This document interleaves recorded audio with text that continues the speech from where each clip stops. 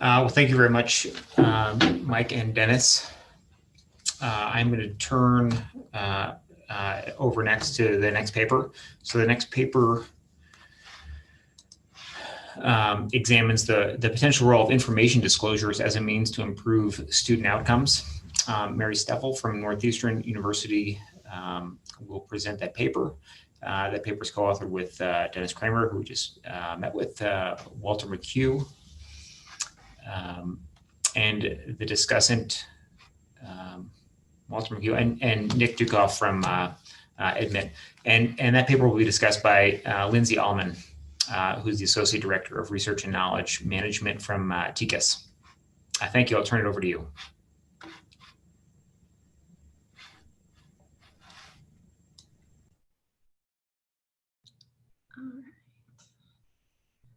Thank you so much. Let me take a moment and set up our presentation for you all.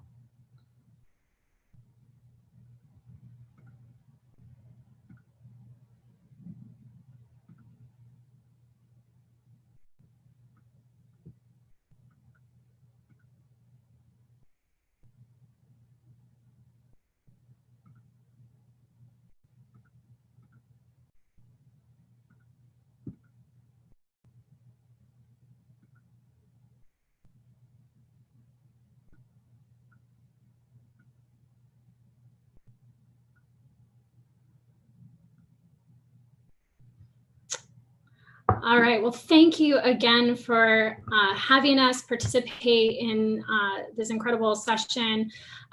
This work is work that I've done in collaboration with Dennis Kramer, Walter McHugh, and Nick Dukoff. Again, thank you to the Brookings Institute for the support for this research and for bringing us all together to talk about these important issues in policy. So choosing whether and where to attend college is increasingly one of the most important financial decisions that consumers make. In the United States, the cost of a college education varies widely and can be as much as that of buying a home. And yet the lack of transparency in the college pricing system means that students and their families often lack the needed insight and information in order to anticipate the cost of attending college, especially lower income students for whom the sticker price often misrepresents the actual net price they would pay to attend college after accounting for grants and scholarships. The return on a college education can vary just as widely and can be just as difficult to anticipate. So on average, American college graduates earn 65% more than their high school educated peers and enjoy better employment rates, job satisfaction, economic mobility, and health. Yet some consumers choose to attend colleges that fail to prepare them for success in today's job market, leaving them with high debt and low earnings. This can lead to debt burdens that are unsustainable for the consumer and that become shared with the government and taxpayers. In an effort to better support students and their families in making college choices, researchers and policymakers alike have advocated for informational disclosure regulations to help students and their families assess the cost and return on attending college and make college choices that fit their needs.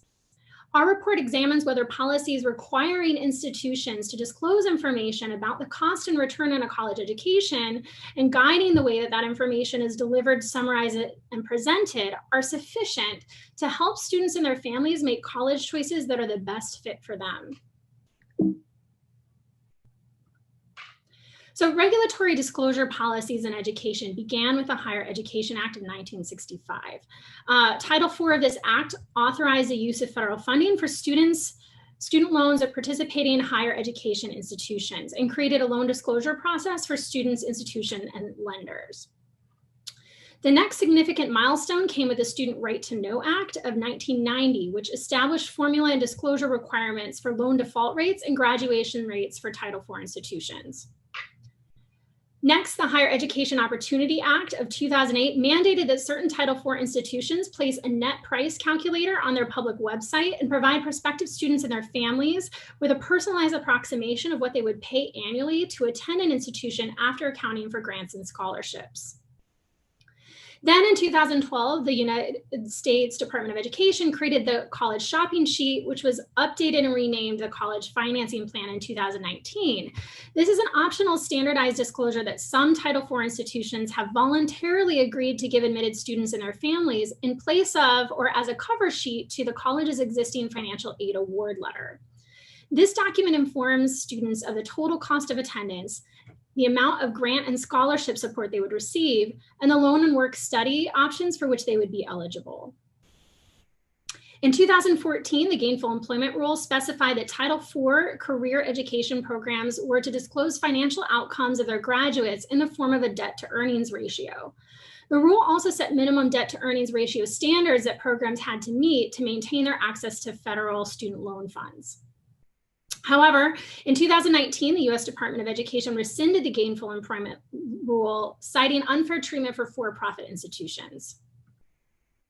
The last of these regulations that I would like to talk about today was that in 2015, the Department of Education created the College Scorecard, an interactive website-based tool that provides stakeholders with key data about colleges. So things like cost, graduation rate, loan default rate, loan amounts, and labor market outcomes. So we examine the impact of these and other disclosures in higher education on college choices. We find that informational disclosure about the cost and return on a college education can reduce informational disparities and set more accurate expectations. However, evidence of the impact of disclosure policies on college choices is scant and difficult to isolate from the impact of other regulatory measures.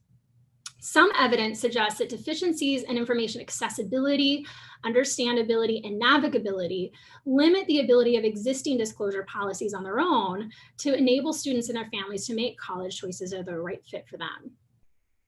Moreover, institutional responses to disclosure policies are sometimes at odds with the goals and aims of these policies, such that they can either help or hinder their impact.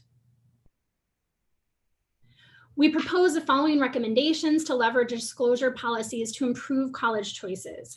To enable consumers to make better decisions, policymakers should ensure that information is disseminated in such a way as to make information easy to access, communicated in a manner that is easy to understand, and presented in a manner that makes it easy to navigate. Additionally, policymakers must anticipate the way in which institutions respond to disclosure requirements and the resulting market pressures, complement disclosure policies with accountability measures, and embrace research and innovation. And what follows, I'll describe some of the ways in which policymakers can act on each of these recommendations. For a full set of recommended actions, I encourage you to read our full report. So the first set of recommendations center around making information easier to access. So the first of these is give information directly to students when possible. So consumers are more likely to use disclosures when they receive them directly than when they have to seek them out. So the federal government can help by directly providing prospective students with information about federal resources like the College Scorecard, and by compelling colleges to provide accepted students with key information such as standardized financial aid offers. Another recommendation is to disseminate information as broadly as possible. Consumers seem to be largely unaware of the many federal resources available to help support their college choices. Thus, the federal government should strive to better disseminate this information to a broader audience of stakeholders. For example, by making data easily usable by institutional administrators, researchers, nonprofits, and for-profit companies that operate in the context of higher education who can help ensure that this information gets to those who need it. Another recommendation is to make information easy for students to find. Consumers often have difficulty locating federally mandated disclosure information on college websites, due in large part to variability in how and where this information is described across institutions. The federal government can help by working with colleges to establish a standardized naming convention for key federally mandated disclosure information and the website where this information can be found. Another recommendation is to make information less effortful for students to access. Consumers are less likely to use information if it requires a lot of effort to get to. The federal government should seek to remove barriers to access where possible. For example, the government could create a universal net price calculator that would enable students to enter their financial information one time and get net prices for multiple colleges at once using the college's own pricing methodologies. Federal government can also limit the number of required steps, entries, fill-ins, and other actions needed to access information, for example, by enabling students to authorize the federal government to enter the necessary data automatically on their behalf. And of course, it's important to make information provision timely. Consumers need ample time to process and act on the information they receive. It's therefore important that the federal government ensure that information is disseminated in a timely manner. First, the Department of Education should provide information about, say, the college scorecard, FAFSA, and other resources directly to prospective students before they enter their senior year of high school, when they're most likely to be considering whether and where to attend college. Next, shortly after prospective students fill out their FAFSA and list the schools they wish to send their scores to, federal government should provide or require colleges to provide the most recent available net price information directly to students. And most importantly, the federal government should encourage institutions to minimize the time lag between notifying students of an admissions decision and providing a formalized financial aid offer. The next set of recommendations center around making information easy to understand. So the first is to standardize content. Disclosure content should be standardized to improve recognition and facilitate comparisons across institutions.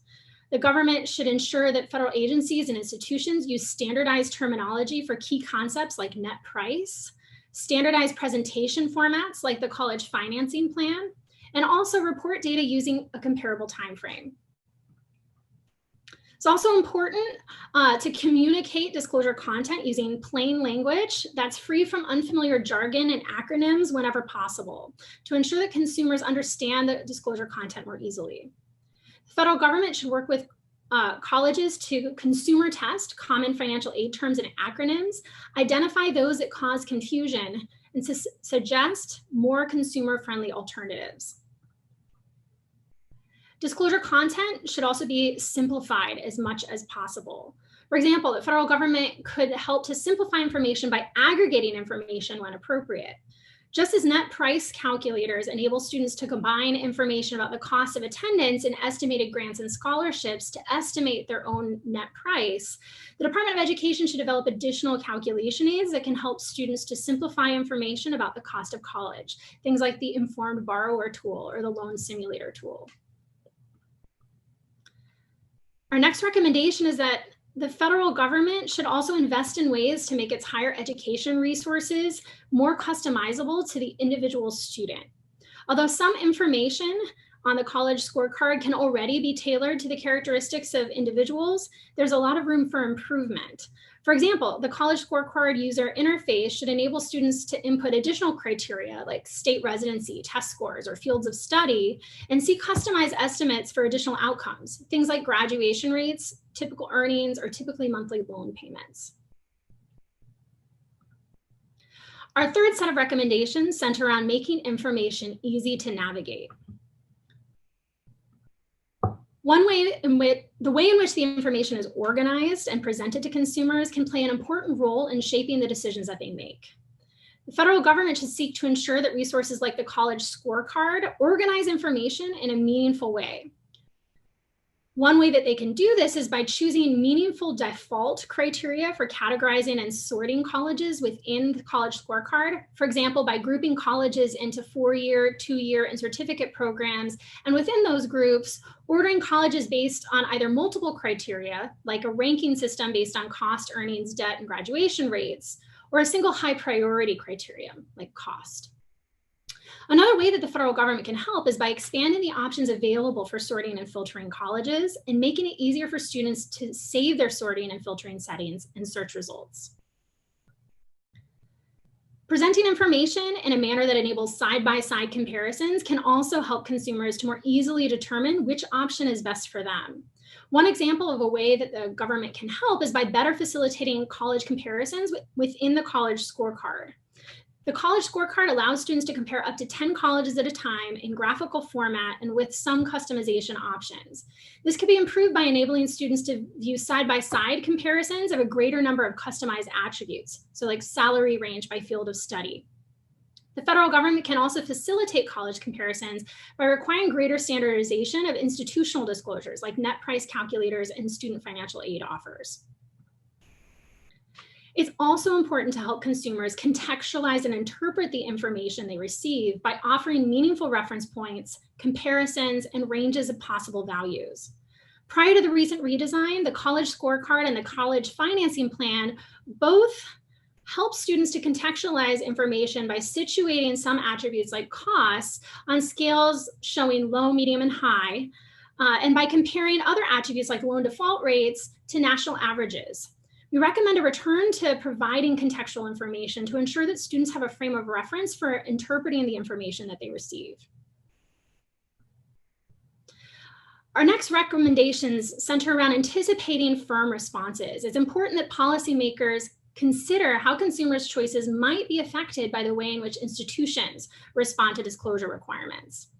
So first, policymakers should strive to anticipate potential threats to data integrity by providing colleges with more concrete standards for disclosures and by using existing federal administrative data for data reporting whenever possible.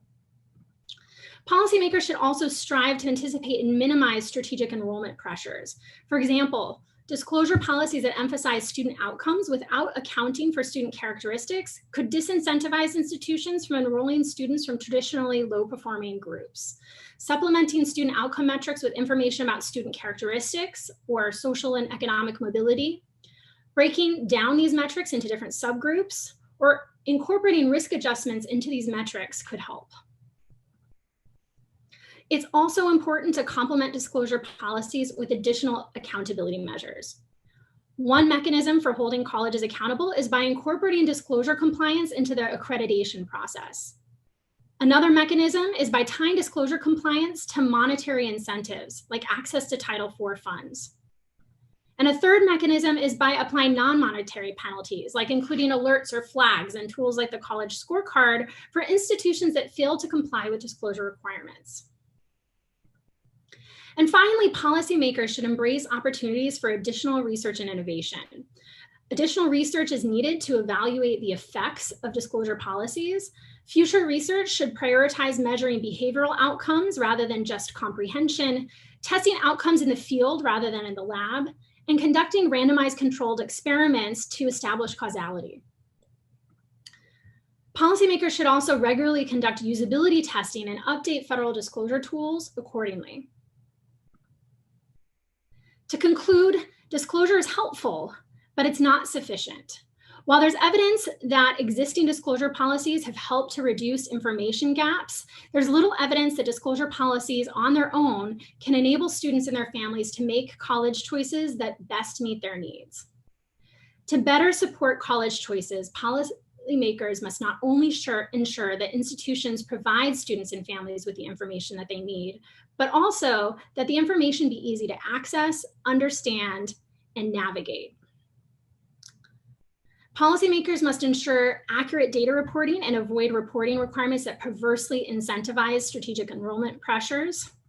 They must supplement disclosure policies with accountability measures, and they must embrace opportunities for research and innovation.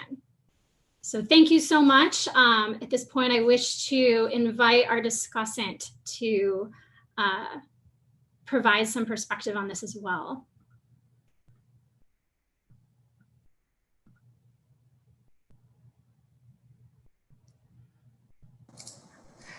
Can you hear me? Oh, you always have, I can't avoid asking that question, but thank you, Dr. Steffel. Thank you, Adam and Jordan, for inviting me to participate in this conversation. I think this is a really important paper, in no small part because consumer information is one issue that has historically, and I think continues to have, real broad bipartisan support.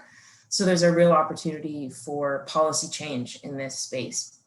And for my comments, I wanted to start by underlining something that that the paper notes actually about the role and the limitations of consumer information in higher education.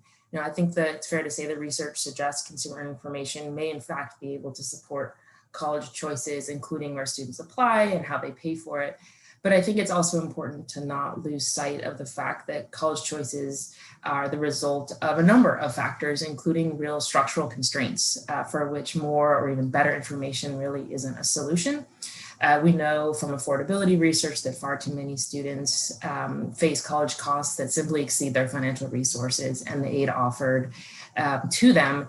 And so while providing additional information about costs and making that information more clear can help find colleges that are a good fit and avoid surprise costs down the line, it's not actually going to put more colleges within a student's reach. And I think, as your paper notes, there are also technological and geographic constraints that limit the choices that are available.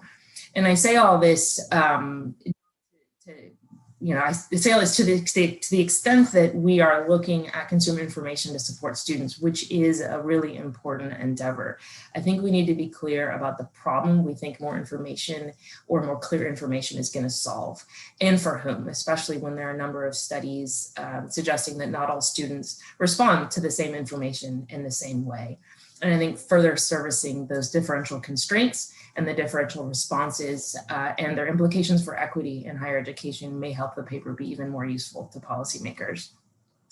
So while I don't think we can point to lack of consumer understanding as the cause of persisting inequities in higher education, I do think that overly complex, inaccessible, or inconsistently delivered consumer information can really put already marginalized students at further disadvantage. And relative to other policy challenges like the robustness of financial aid programs and challenges with college oversight, I think this research in particular offers really straightforward policy solutions that you've outlined for the group here. And I want to just echo and provide a little bit more background on one that you mentioned as a real practical example of how I think we can translate your paper's findings into real change for students, and that's net price calculators. So you mentioned them a couple of times in brief, but these tools I think are really important. They play a really unique role in the college selection process, providing prospective students with very early personalized estimates of what college would actually cost them, what they would actually need to save, earn, or borrow to cover that cost, and doing so well before they need to decide even where to apply, and certainly before they need to complete a more complex financial aid application. So consistent with the best practices for consumer information you've outlined, net price calculators we would think should be easy to find, easy to use, and easy to compare. And unfortunately, our research and others' research really just demonstrates that the tools are not living up to their potential, and barriers to finding them, barriers to using them and comparing them are just far too common. I think in many ways, the decentralization of these tools with a separate calculator on each college, which are placed on various locations on all different college websites, with colleges able to develop their own tools that can ask and require any number of questions. All these things present both use and oversight challenges, where the Department of Education would need to search for and actually use thousands of net price calculators to make sure all the calculators are meeting both statutory requirements and also following best practices that you've outlined.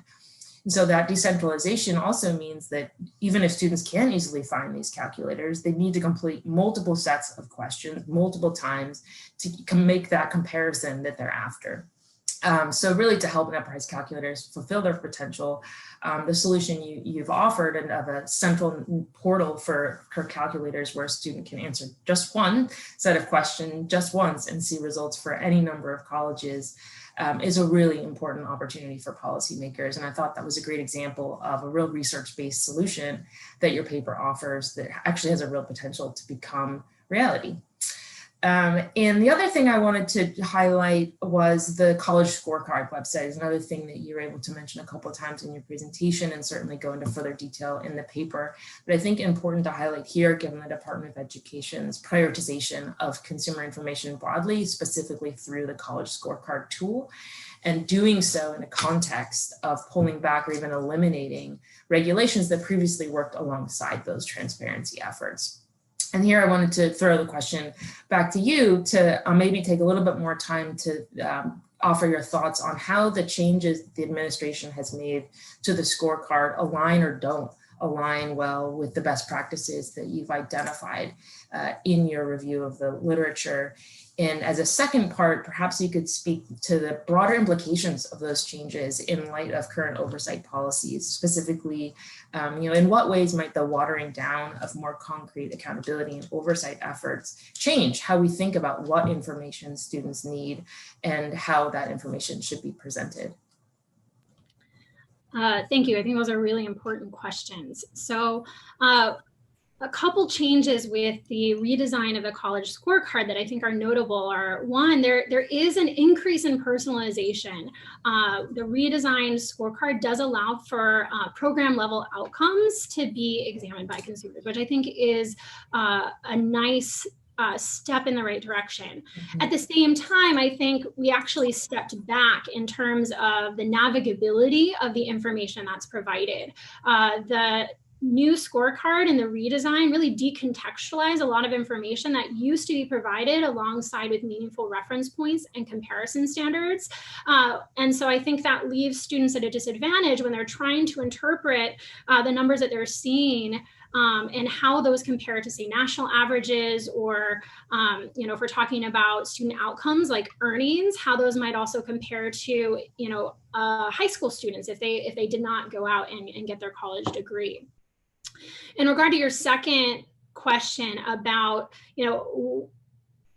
what is the relationship between sort of this importance of consumer information transparency and oversight, and within the scorecard, and does a watering down of more concrete accountability and oversight efforts change, what we should think about, what information students need and how it should be presented? It shifts the burden of responsibility to the consumer. And the consumer often does not have adequate background knowledge to identify and contextualize information like poor performance. So it makes it increasingly important for the federal government as the administrator of disclosure tools like the college scorecard to flag poor performing institutions. So for example, institutions with extremely high debt to earnings ratios. And that could be done with, say, dynamic alerts. And to provide adequate context with which to recognize poor relative performance, so comparisons to national medians and other important comparison standards. Great, let me jump in and thank you both for the really wonderful presentation, Mary and co-authors, and to Lindsay for the great set of comments. In the interest of time, we're going to keep things rolling. And I'm going to be in the awkward position of turning things over to myself and to my collaborator, Leslie Turner, who's going to present on joint work that we've been doing together on proposing a framework for an accountability system that could cover the full range of post-secondary institutions. So Leslie, if you're ready, I'm going to turn it over to you. Jordan, can you give me a thumbs up that everything looks okay on your end? Great. Thank you so much, Jordan. I also want to thank Adam and everyone who worked really hard to put this event together, including the folks working behind the scenes at Brookings to make sure everything went smoothly. And also to thank Jordan for being a fantastic collaborator and co-author on this project. Okay, so what is the problem that we're trying to solve when it comes to thinking about accountability in higher education? So I think the problem that Jordan and I ultimately set out to address with this framework we're going to propose is the fact that at some post-secondary institutions, students regularly, and one could say predictably, experience very poor outcomes. So some examples are low earnings, where less than 13% of students, 13% of students in total are enrolled in programs that go on to earn less than a typical high school graduate. So there's a non-negligible share of students that can expect to not even do as well as a high school graduate would in the labor market. A second is unmanageable debt. A large number of students actually are enrolled in programs where they are unable to make progress in paying down their debt. And in fact, if we look out several years after they've left college, their debt has actually increased. We also know that past accountability efforts have been successful at improving student outcomes. So the CDR cohort default rate regulations that were implemented in the 1990s led to closures, large-scale closures of predominantly poor-performing for-profit schools, and improved student loan repayment in doing so. And the gainful employment regulations are another example. So quality is a really hard thing to measure, and it's multidimensional. I think a really hard question is to come up with some reasonable ranking of institutions. And so where Jordan and I settled was to sidestep that question and think about a system that sets out minimum standards using outcomes that students value. So using thresholds that we all could agree are the lower bound for what students should be able to achieve from going to higher education. In other words, that federal aid should do no harm. So these are the principles we've sort of used in discussing the variety of metrics that could be used for accountability in higher education. I'll go through them quickly. That the measures that are used to impose accountability should represent unambiguously positive outcomes for students, that there's no question that these outcomes represent something that is a benefit to students. As I mentioned before, we are focusing on setting minimum acceptable performance standards. So avoiding the question of a full ranking of institutions, but coming up with measures that delineate institutions where we expect students to have poor labor market and loan repayment outcomes. We want accountability metrics that are difficult to manipulate outside of actually improving student outcomes. So this is, for instance, with the cohort default rate regulations, with the growth in income-driven repayment and the ability to encourage students to put their loans in forbearance, there are ways to make cohort default rates improve that aren't necessarily benefiting the students. Fourth, we want metrics that are simple and easy to understand, both for policymakers and for students and their families. We want to measure these outcomes over a time horizon that allows us to sort of have a reliable estimate of how well students are doing, but also make sure that we can sort of impose accountability before too many students are harmed. And then finally, and perhaps the most controversial, is that we are considering metrics that ideally would be applied to all sectors, so without any consideration of institutional tax status. And I think this is motivated by the fact that we've seen in recent years conversions from for-profit status to nonprofit status. We've seen public institutions taking a role that looks closer to what was formerly taken by for-profit institutions with ASU's recent deal and Purdue Global.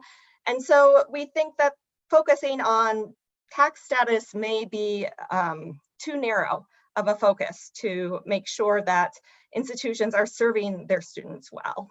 So the two metrics that I will discuss are going to be based on net earnings and a loan repayment rate. And for each of these, in turn, I'll show how they answer a very specific question that relates to student well-being, and then talk about the specific construction.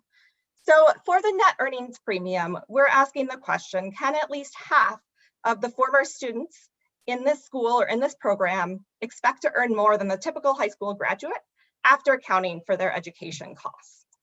So how are we going to measure this? I'll go through this one step at a time. So first, we need to know the median earnings for a cohort of students.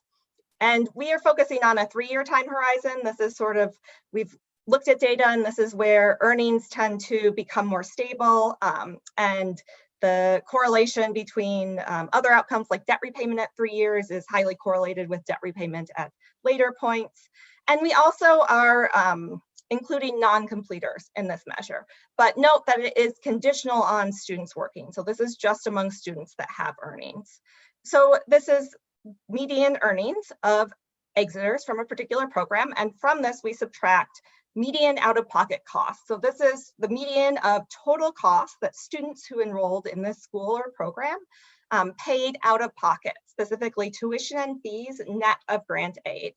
And then we compare this, so net earnings net of out-of-pocket expenditures, to the earnings of a typical high school graduate.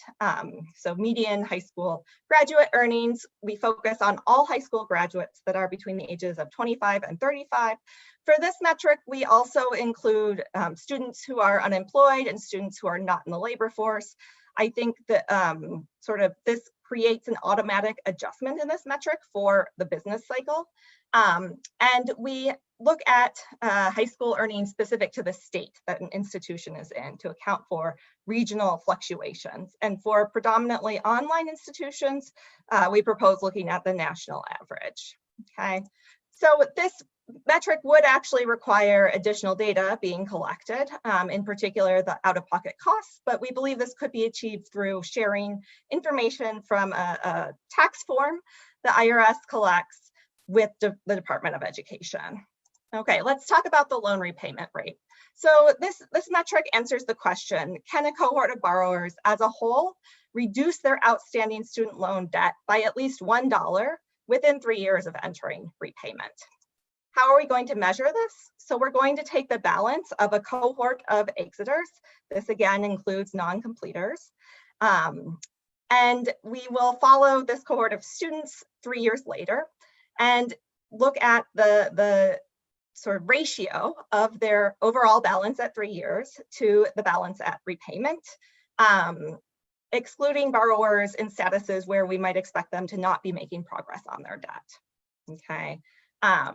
So we exclude those borrowers from both the numerator and denominator here, and this ratio is going to be a number that is around 1. So if a cohort of borrowers has the same exact balance, principal and interest, 3 years later, then this term in blue should be equal to 1. And so this term will be greater than 1 if the balance has increased, and less than 1 if the balance has decreased. And we add this subtraction up front so that we have a number that is negative for cohorts of borrowers where their loan balances are increasing. So this is a bad outcome, and positive when we have a cohort of borrowers that are decreasing their loan balance. So in the case of both of these metrics, we can sort of do put them on a scale where negative is a bad outcome and positive is sort of a minimum acceptable good outcome. Okay, so there's lots and lots of different decisions when coming up with metrics for accountability. I'll talk through some of the decision points, but there are undoubtedly others that we could consider in thinking of how to adopt these broader concepts. So the first is a decision of looking at program level metrics versus school level metrics. And we ultimately landed on program level metrics for the reason that there's substantial variation within most schools. So for programs that have negative repayment and net earnings outcomes, the schools that they exist in almost always have other programs that produce positive outcomes. When we define programs, getting into the weeds a bit, we use a 2-digit zip code. This is the sort of categorization Department of Ed uses to distinguish between fields of study. This is, a necessary aggregation. For instance, it combines all engineering programs, but it also allows sufficient underlying sample sizes to cover most students. And we actually find very little difference in performance along these metrics when we look at a more detailed delineation of programs of studies. Why are we looking at 2 different measures? We believe that they are both measuring fundamentally good outcomes for students, but they have different costs and benefits and compensate for the others' costs and benefits. Okay, so a number of schools in recent years have opted out of federal loan programs. They obviously won't have a loan repayment rate, and so they remain covered with the net earnings metric. We know that in certain occupations, especially occupations that rely heavily on tips, there's underreporting of income, and so in these occupations, the loan repayment rate may be a better measure of underlying economic well-being.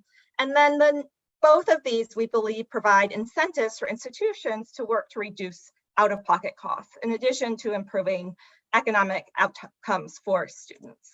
So for the remainder of my short time, I'm going to show you results from our modeling of the performance of programs along these two lines. Okay, we're using program level data from the college scorecard and program level loan balances to look at institutional or program repayment rates. And an important caveat here is that this is our best approximation of how programs would perform along these two metrics given available data. This is for sure not going to be the true outcomes or performance along these lines if they were implemented. We know from the gainful employment regulations that there was preemptive action on the parts of institutions. Lots of programs got closed, even though those regulations were never fully implemented. So this is not taking into account any changes in the behavior of institutions as well. Okay, so what this figure is showing you is the percent of students in programs that have negative outcomes along both of these measures. Okay, so across all programs of study or programs that are covering 91% of students, we find that 7% of students are in programs that would fail along both of these lines. Okay. We can also look at the performance at different levels of study, and you can see that among bachelor's degrees and higher, there's very few programs that would not be able to meet at least one of these standards. But for sub-baccalaureate credentials, there's higher rates of negative earnings premia and negative repayment rates. Okay, when we break things out by institution, we see these same patterns outside of these first professional categories. So among all programs, for-profit institutions have more than double the rate of programs that are failing along both of these lines.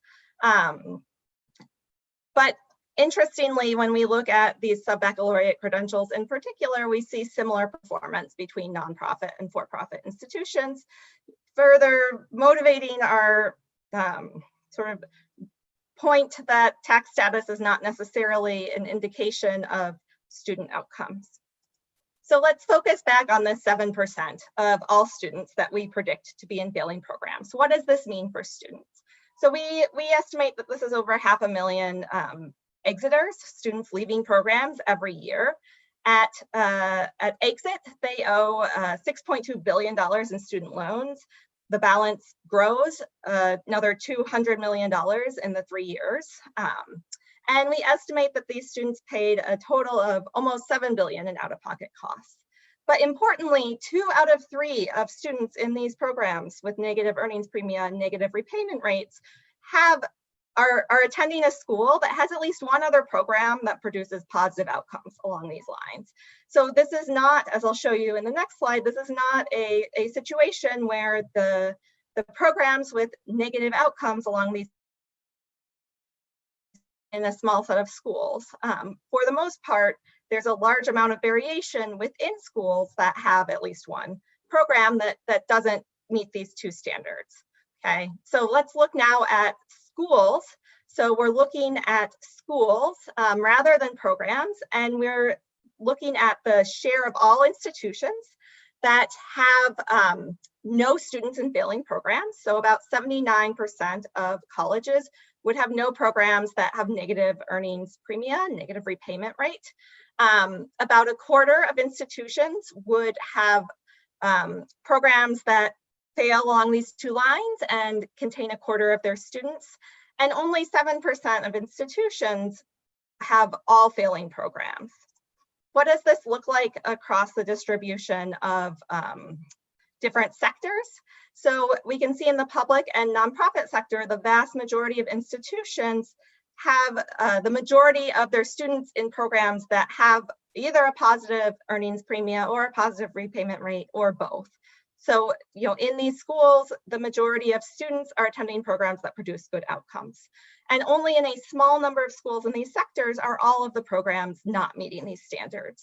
Things look a little bit different in the for-profit sector. Here, the distribution is basically bimodal, where in schools where there's one program that doesn't meet these standards, oftentimes all of the other programs also do not meet these standards. This may be a function of the fact that for-profit institutions tend to be small and specialized, so these might be a lot of schools with only 1 or 2 programs, but it is notable that in this sector alone, the programs that cannot meet these standards seem to be concentrated in a small number of institutions. And then we can look at schools that have at least one failing program, right? So focusing on all of the schools that have between 1% and 100% of their students in a program that doesn't meet these standards.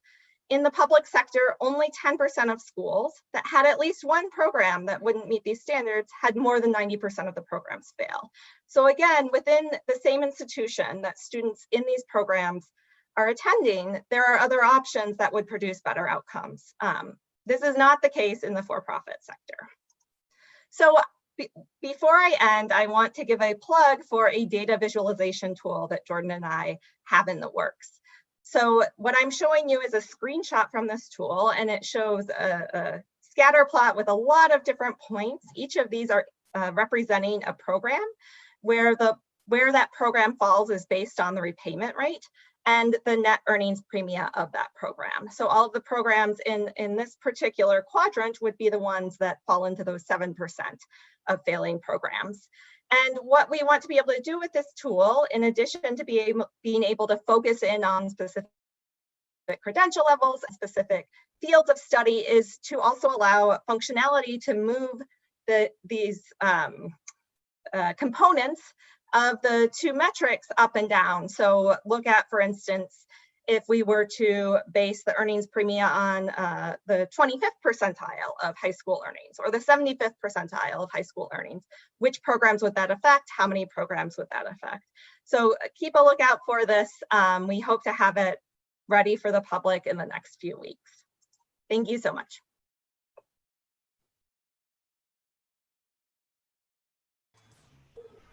Great, thank you, Leslie. I, in my haste, failed to introduce our discussant, and I just wanted to give huge thanks to Stephanie Cellini for offering comments, and especially for her grace in being willing to do so on a very just-in-time time frame, as Leslie and I were slow to get her the paper. So thank you, Stephanie.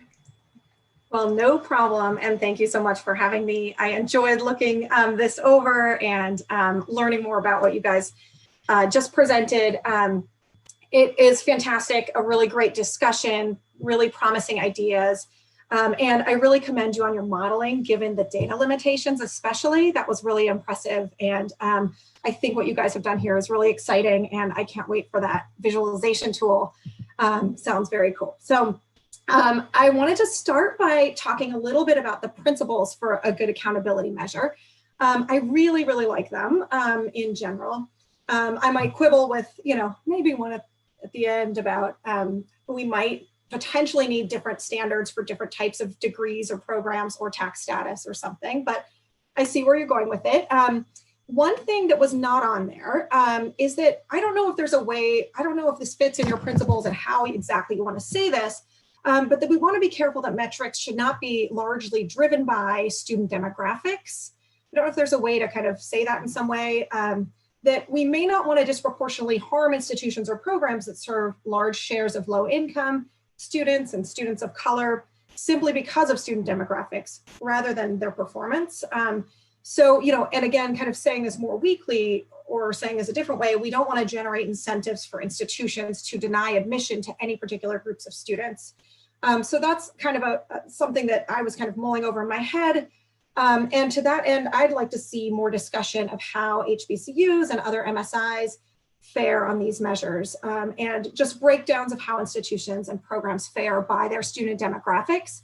And I think you got to that very late at the very end of potentially the paper that I was scanning recently, but you didn't quite get there in the presentation. So I'm kind of interested to see how these correlate with demographics in particular as you move forward. Thinking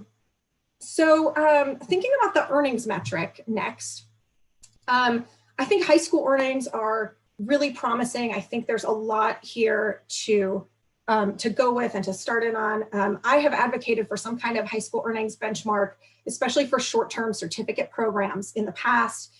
It's a very clear threshold that makes intuitive sense to students and policymakers. So I think this kind of thinking about median high school earnings in the state is great if you can put that state level And age 25 to 35, I really liked how you're kind of narrowing that focus on the particular benchmarks there.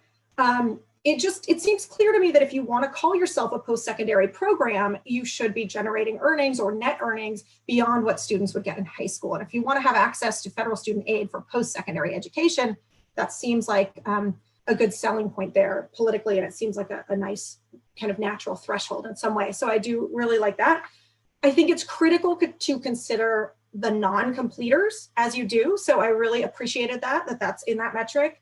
I think the time frame of the 3 years is well justified and kind of fast enough to act upon, and also long enough so that we see a little bit of student outcomes that we believe are somewhat accurate in how we see that. I was thinking more about excluding people with earnings equal to 0. And I know that you don't want people who have left the labor force, but I am worried about programs where a really large proportion of students are unemployed. So I don't know if there's a way you could grab those students somehow, maybe using UI records or something, where you could find those students who are truly unemployed and not those who have left the labor force. So that's something I encourage you to potentially look into. And then I appreciated the costs being added in there with the net earnings measure. There are a few complications and I think just additional justifications that you could talk through or think through, particularly how you justify the amortization periods for each of the degree levels. It seems somewhat arbitrary to me, so just thinking through some of that would be, I think, make it more compelling. All right, and I'll return to a few more general points in a minute, but then I thought I'd turn to the repayment rate. So thinking through that one, my first question on a lot of these is how does all of this interact with income-driven repayment? Especially if we want to see more students taking, entering IDR type plans, or, even proposals for auto IDR or something like that.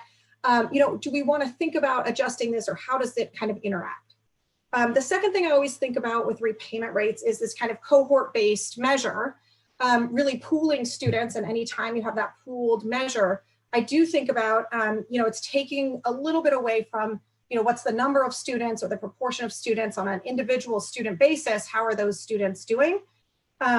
So, are we allowing for students who are repaying really well to compensate for a large number of students who are doing really poorly in repaying their loans, and how does that work with the kind of cohort-based measure rather than a percentage or something like that, percentage of students. Wondering if you also kind of along those lines want to think about adjusting for the percentage of students who borrow or something along those lines. Was thinking a little bit about on-time repayment and things as well, but I will reserve that to chat with you guys separately on how something like that would work. So on general points, I like program-specific metrics as well, so I really appreciated that about your metrics. But thinking through these for bachelor's degrees, for me, wrapping my head around that, particularly for non-completers, is a little bit stressful for me. So I'm just wondering if you've thought through, if students are, say, undecided in their first year, as many are, and they drop out, they're a non-completer, how are they counted in a program level or two-digit zip code level,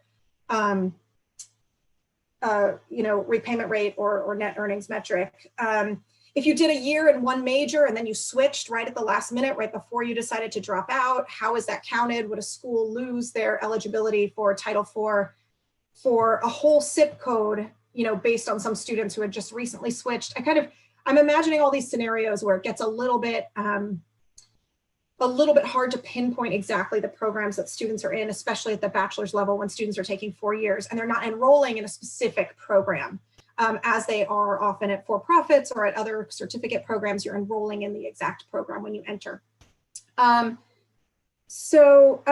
considering that a two-digit SIP, with thinking about sanctions, I guess, is another level I'll push you to, is how would you implement sanctions based on these metrics, and thinking about taking away Title IV aid potentially for an entire two-digit zip code within an institution versus a 4-digit versus, just thinking through some of that was hard to think about in a bachelor's context in particular. So I challenge you to think through that. And then I was wondering about how transfers work. And if you take on debt for an associate's degree program early on in your educational career, and then you switch to a bachelor's degree program, you then drop out, you know, is it your, how do you assign the debt to the institution and the earnings? And that's a question I had there. You talked a little bit about in the paper online students, and I think those are a real challenge to think about. And what, you know, what's the state high school metric that should be used for online students? Should we have different criteria there, or a national number? Something else I've wondered too is how many students should be the threshold for exemption, like that a cap of maybe 10 per program or 20 per program, kind of what's that large enough sample size that we feel like we should be holding programs accountable or zip code level accountable. Thinking about shorter versus longer certificate programs, I was just thinking about differences there. You lump a lot of the certificates together in your analysis there, and I was just thinking about teasing some of those apart as you look at it. And then I guess I would just also think about, should we think about specific policies or exemptions for particular types of institutions or fields that might be more or less problematic? You know, cosmetology, you know, programs have a different set of concerns, I guess, whether or not they're valid or justified. You know, under reporting of tipped income, there might be large numbers of hours required for state licensure. We might have different institutions that may come at this thinking, you know, thinking about it in many different ways. And then I guess just on the estimation, something I was looking at, and I will wrap up with this, is just to do some kind of cross-validation or comparisons with other earnings or repayment metrics or benchmarks would be a real help for me, you know, with all the appropriate caveats of, you know, if you want to look at, you know, GE earnings and just compare them to some of the things you're looking at, just so we can kind of get a sense of that, or even other kinds of BA net earnings in the literature and policy generally. I'd love to just see where yours falls in relation to kind of what we already know in those other metrics. So I encourage you guys to do that as a next step. But it was great, and I really, really appreciate it, and it really got the ball rolling and addressed a lot of really thorny issues in this area. So thanks. Thanks so much, Steph. And I think it's encouraging for Jordan and I that a lot of the issues you raised are things that we have gone back and forth on a lot. But there were also some new things to consider. And so that gives us a lot of food for thought. So very much appreciated. I don't think there's time to go through and respond to all of these. I will pass the ball to Jordan and see where we are in terms of time frame. I think we have a couple of minutes. That was an incredible list of things, as we might have expected from Stephanie. I think maybe some of the highlights are, or the most important things to call out are that, you know, we've been really concerned with thinking about how this would impact HBCUs and other minority serving institutions, and generally how it might affect access, and kind of combined with you know, just how we're thinking about minimum standards. So, you know, Leslie might be able to throw out a couple of statistics off the top of her head. We did look at the bite for HBCUs and MSIs, and the bite is not that much different than it is for other sectors more broadly. Although, as you might expect, there is like a general correlation that institutions that tend to have really high numbers of students in failing programs do tend to be institutions that enroll more minority students. You know, I think the big picture to keep in mind is that, you know, we can't, as you know, can't equate access with kind of access to just any kind of level of education program. And part of the problem that we're trying to solve is the differential enrollment of low-income minority students in programs that are not serving them well. So we definitely have our eyes on that, and there's going to be a lot more analysis of that in the paper when it's made available.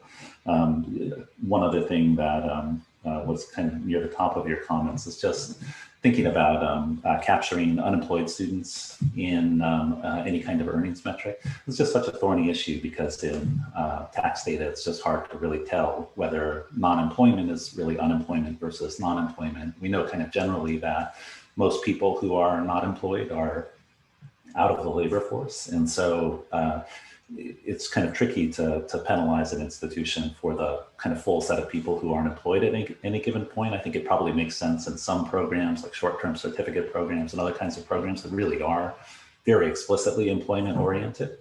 But for this purpose, when we're thinking about a rule that would apply broadly across the sector, just in the interests of being conservative and really trying to set a minimum standard, we kind of erred on the side of giving institutions the benefit of the doubt in defining an earnings metric based only on employed workers. Leslie, do you want to tack on to?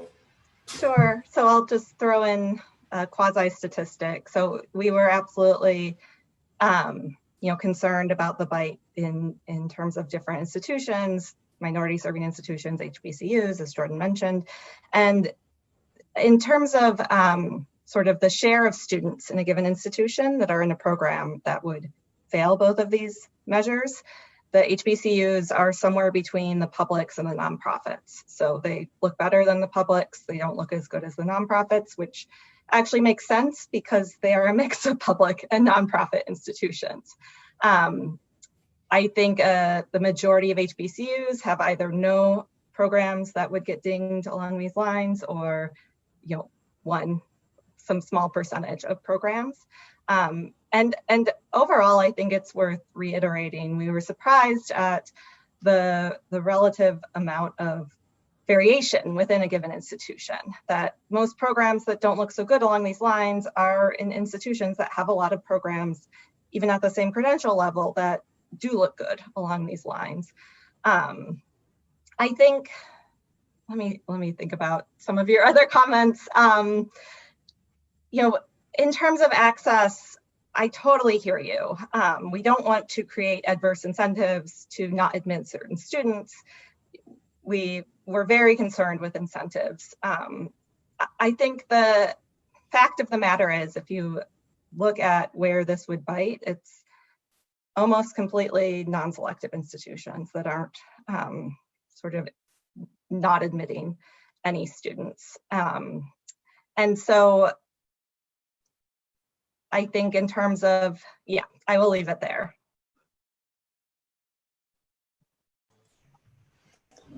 I also just want to throw out, to one of your other points about just thinking about how the metrics that we have relate to some of the other kind of metrics that have either been used in the past in past accountability systems or have been kind of proposed in recent conversations, like about advertising revenues, things of that nature.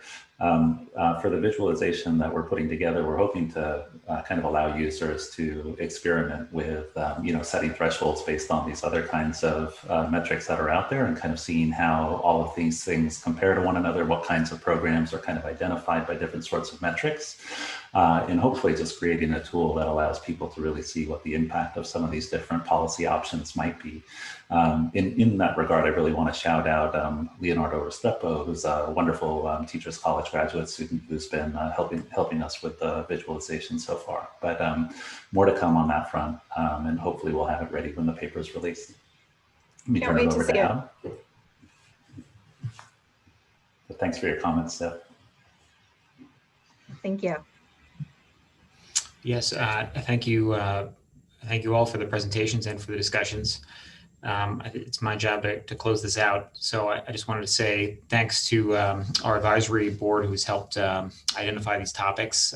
Thanks to Jordan for helping to organize this work and for providing a paper, and to all our authors and discussants. Our process from here on out will be to incorporate feedback we've gotten today and sent to the authors by email into a final draft, and we will post and disseminate those through the usual Brookings channels by email and on our webpage. So check back in a bit. Otherwise, thanks for watching. Jordan, do you have any last words or? I don't. Just thanks to everybody for contributing the wonderful papers, and for people listening online. Please feel free to send comments in, and we'll be sure that the authors get them. Yep. Thank you, and goodbye.